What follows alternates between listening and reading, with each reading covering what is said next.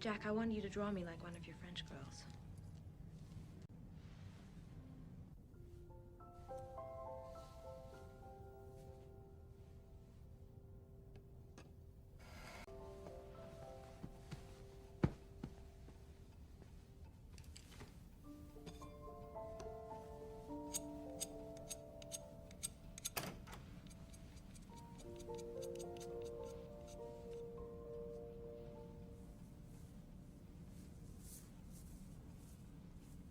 The last thing I need is another picture of me looking like a porcelain doll.